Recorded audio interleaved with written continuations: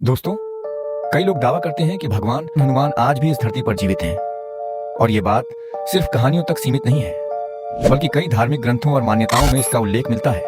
सबसे खास बात यह है कि कलयुग में ऐसे 5 संकेत बताए जाते हैं जो हनुमान जी के जीवित होने की ओर इशारा करते हैं, और इनमें से चौथा और 5वां संकेत इतने पावरफुल हैं कि साइंटिस्ट भी हनुमान जी के जीवित होने पर मानने को मजबूर है। अब सवाल ये है, ये 5 संकेत आखिर क्या हैं? तो चलिए एक एक करके हम इन सभी संकेत को गहराई से समझते हैं। सबसे पहला संकेत यह है कि हनुमान जी को प्रभु श्री राम एवं माता सीता जी के द्वारा चिरंजीवी होने का वरदान मिला था। अर्थात भगवान श्री राम और माता सीता जी ने हनुमान जी को अमर और अजर होने का वरदान दिया था, तथा साथ साथ ये भी वरदान दिया था कि वह कलयुग के अंत तक जीवित रहेंगे, तथा जो भी भक्त नित्य प्रभु श्री राम का नाम लेंगे, हनुमान जी उसके हर संकट को दूर करेंगे।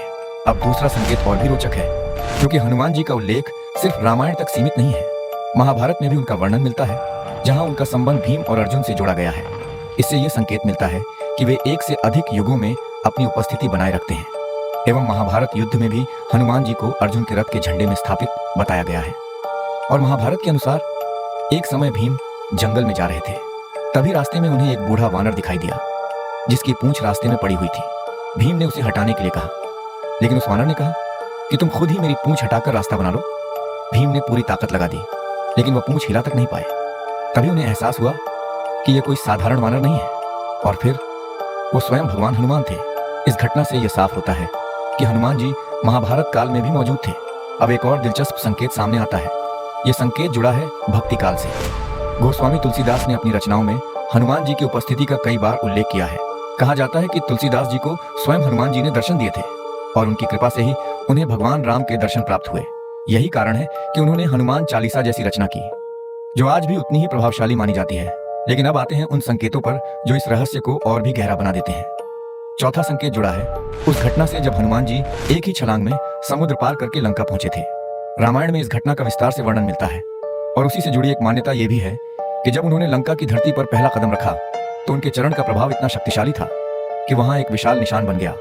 आज भी श्रीलंका में कुछ स्थानों पर ऐसे बड़े पदचिन्ह मौजूद हैं जिन्हें हनुमान जी से जोड़ा जाता है। और अब 5वां और सबसे रहस्यमयी संकेत, गंधमादन पर्वत। कई धार्मिक मान्यताओं में इसका उल्लेख मिलता है कि यह पर्वत कैलाश पर्वत की उत्तर दिशा में स्थित है, और इसे हनुमान जी का निवास स्थान भी माना जाता है। कुछ संत और ग्रंथों में यह भी कहा गया है कि यह स्थान साधारण लोगों की पहुंच से बाहर है, और केवल वही व्यक्ति वहां तक पहुंच सकता है जिसकी भक्ति सच्ची हो, जिसका मन निर्मल हो, तथा वह नित्य दिन प्रभु श्री राम जी के नाम का जाप करता हो। तो ये थे वो 5 संकेत जो हनुमान जी के जीवित होने की मान्यता को और मजबूत बनाते हैं।